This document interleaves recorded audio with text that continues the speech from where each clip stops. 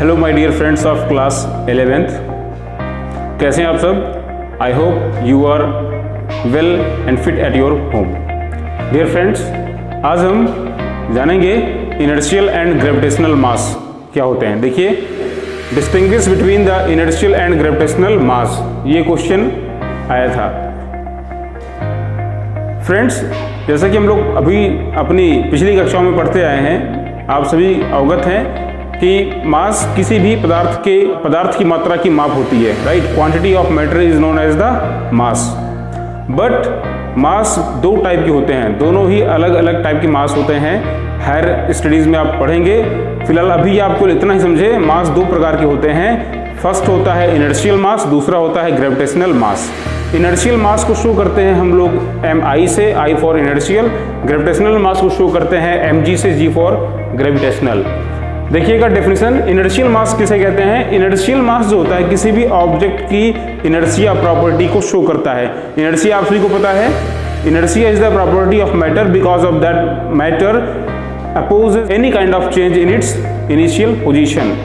किसी भी वस्तु का वह गुण जिसके कारण वो अपनी प्रारंभिक अवस्था में किए जाने वाले किसी भी प्रकार के परिवर्तन का विरोध करती है, इनर्शिया यानी कि जड़त्व कहलाती है।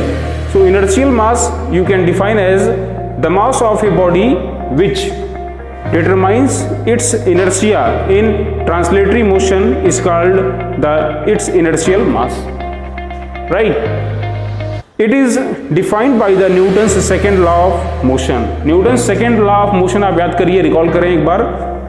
उस रूल में कहा गया था, जब भी किसी भी पदार्थ पर कोई एक्सटर्नल फोर्स अप्लाई होता है तो वो एक्सटर्नल फोर्स उस ऑब्जेक्ट में एक एक्सीलरेशन प्रोड्यूस कर देता है, राइट। एंड उसका जो मैथमेटिकल फॉर्म था वो था F इक्वल्स ma।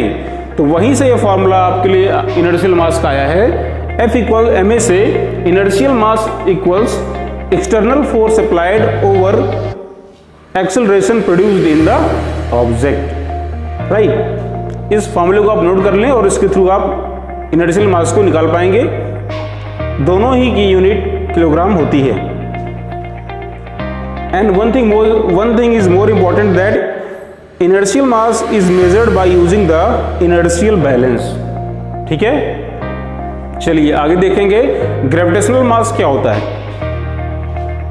देखिए, the mass of a body which determines the gravitational pull acting upon it due to the earth is called its gravitational mass। किसी भी ऑब्जेक्ट में हमारी अर्थ जो फोर्स अप्लाई करती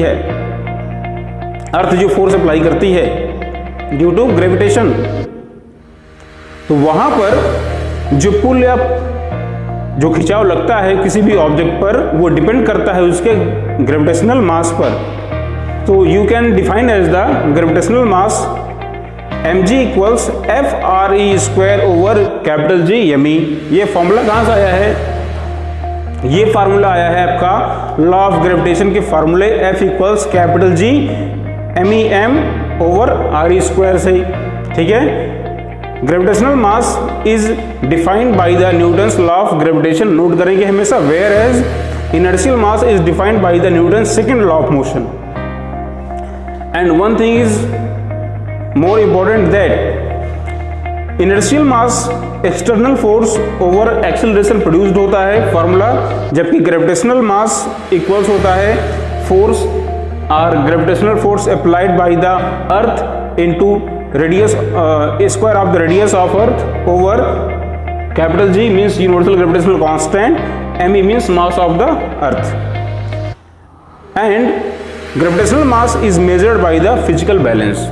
ये डिफरेंस है दोनों में। इनर्शियल मास को इनर्शियल बैलेंस से और ग्रेविटेशनल मास को फिजिकल बैलेंस से हम लोग मेजर करते हैं। तो आप लोग समझ गए होंगे, ठीक है। इनर्शियल मास आपका वेरिएबल होता है, याद रखेंगे। वैसे भी अगर देखा जाए तो मास अपने आप में एक वेरिएबल है। आइंस्टाइन्स थ्योरी ऑफ रिलेटिविटी में आप जानेंगे कि जैसे जैसे किसी भी ऑब्जेक्ट का वेलोसिटी चेंज होता है, उसका मास भी चेंज होता रहता है, राइट। उसके लिए एक फॉर्मूला भी है। तो अभी आप इन दोनों को नोट कर लें और दोनों में डिफरेंस क्या है इसको समझ लें। धन्यवाद।